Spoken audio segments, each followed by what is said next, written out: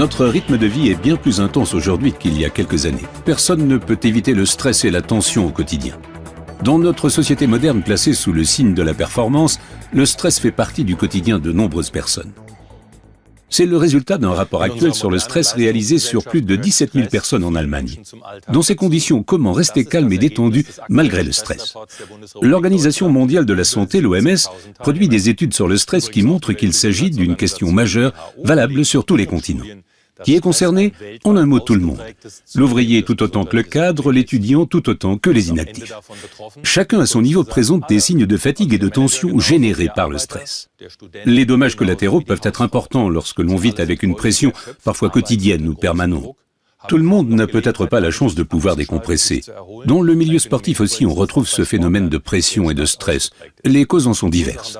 Une vie trépidante, remplie d'activités et obligations diverses et variées conduisent souvent à une pression énorme. Une vie professionnelle parfois ennuyeuse ou inexistante, notre dépendance aux nouveaux moyens de communication, smartphone, internet, email, n'encourage pas systématiquement à la détente. De nombreux experts conseillent vivement de réorganiser sa vie personnelle et professionnelle lorsque le stress est trop important ou difficile à vivre. Mais nous savons tous que ceci n'est pas si simple au quotidien.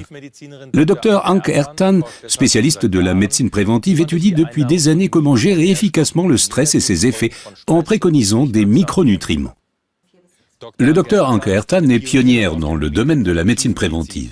Depuis 2004, elle a développé des travaux de recherche sur les symptômes et les dommages collatéraux provoqués par le stress. Le Dr Ertan constate une hausse significative du nombre de patients développant un stress. Les patients se plaignent de maux comme un état d'agitation accru, des troubles du sommeil persistants et une concentration affaiblie. Ces patients sont des personnes soumises à une forte pression dans leur vie professionnelle, comme les managers ou même les femmes au foyer. Le Dr Ertan constate aussi que les sportifs sont touchés par la pression qu'exerce le stress. En effet, le stress contrarie la performance. C'est pourquoi le Dr Ertan met l'accent sur la prise des compléments alimentaires pour lutter contre le stress. Depuis plusieurs années, elle obtient de très bons résultats en prescrivant des micronutriments. Et maintenant, j'ai le plaisir d'accueillir le Dr Anke Ertan sur le plateau. Bonjour. Bonjour. Que se passe-t-il exactement dans mon corps quand je suis vraiment stressé? Imaginez votre corps et que chaque cellule de celui-ci est comme une centrale. Ainsi, cette centrale produit de l'énergie, mais pendant la production d'énergie, des toxines sont libérées. Ces toxines sont appelées radicaux libres. Oh, ça a l'air dangereux. Oui, ça l'est en effet. En temps normal, ces radicaux libres peuvent être très bien neutralisés.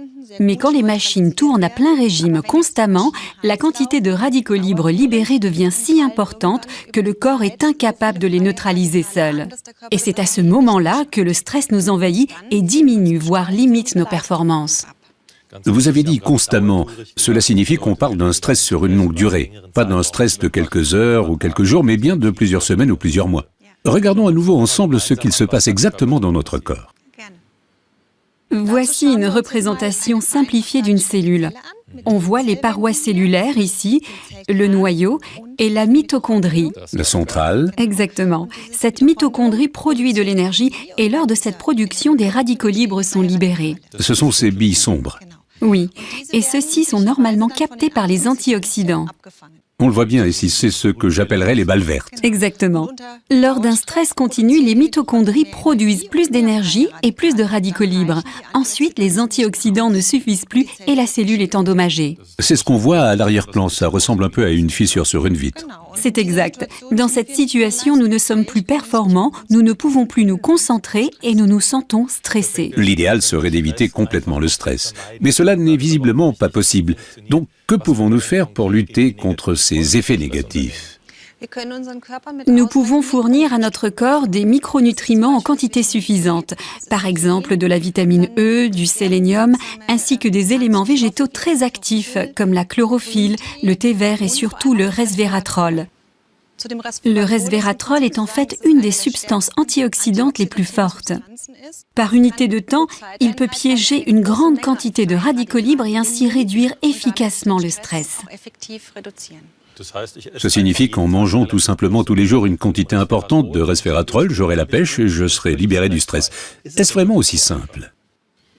Oui et non. Bien sûr, il est bon de capter les radicaux libres, mais nous avons aussi besoin de micronutriments en plus pour relancer l'approvisionnement en énergie. On peut citer les vitamines B, la choline, la L-carnitine, le fer, ainsi que la coenzyme Q10 qui sont particulièrement importants. Ça fait beaucoup de noms. Récapitulons et regardons-les ensemble avec les spectateurs.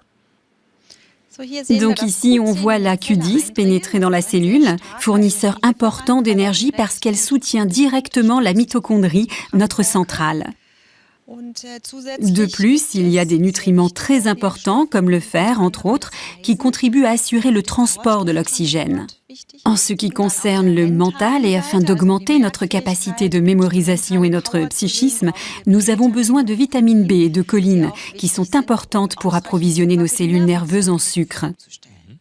Et si on prend régulièrement un mélange optimal à partir de ces micronutriments, on se sentira mieux dans son corps, mais aussi mieux dans sa tête. On sera plus en forme, on disposera d'une plus grande capacité de concentration et on se sentira moins stressé. Donc c'est le mélange qui compte, le mix de tous ces micronutriments. Exactement. Quand commence-t-on à remarquer les effets de tout cela ?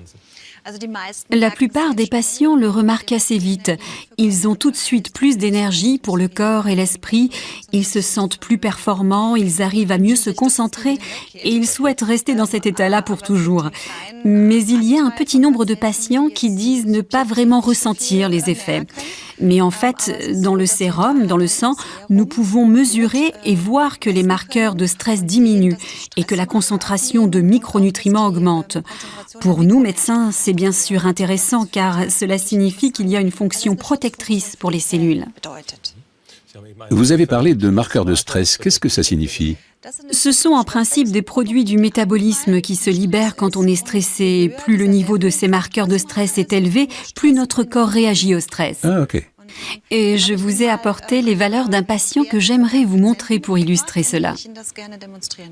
Très bien, volontiers. Donc ici, nous voyons 3 des marqueurs de stress que nous avons mesurés. C'est la créatine, les peroxydes lipidiques et la 8-épi-prostaglandine. Et comme nous le voyons très bien ici, ces niveaux diminuent constamment au fur et à mesure de la prise des micronutriments combinés les uns avec les autres. Effectivement, nous avons ici moins 6, moins 47%. Et c'est finalement le plus important parce qu'ainsi nous pouvons prouver que le corps a moins de stress. Donc en résumé, ce n'est pas qu'un sentiment de bien-être, les preuves sont là. Oui, c'est tout à fait ça. Et il y a un effet supplémentaire. Nous pouvons le regarder ensemble à l'aide des valeurs concernant mon patient. Finalement, le niveau de stress a baissé et la concentration des micronutriments dans le sérum du sang a aussi augmenté.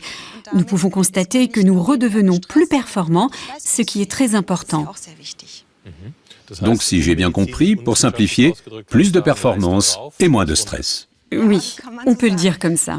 Il est donc clair que nous ne pouvons pas complètement éviter le stress à notre époque, mais nous savons maintenant exactement quels sont les micronutriments à prendre pour en combattre les effets négatifs.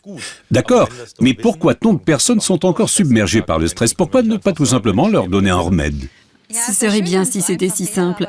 Il faut cependant être vigilant à la prescription, à la quantité de micronutriments que l'on recommande. Il faut aussi bien considérer le patient.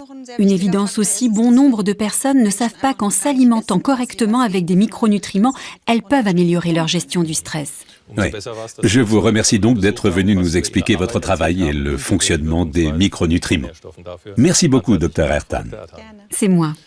Mesdames et messieurs, grâce au Dr Ertan, nous voilà un peu plus aguerris pour connaître le stress et son fonctionnement et ainsi mieux le gérer. Merci beaucoup et à très bientôt.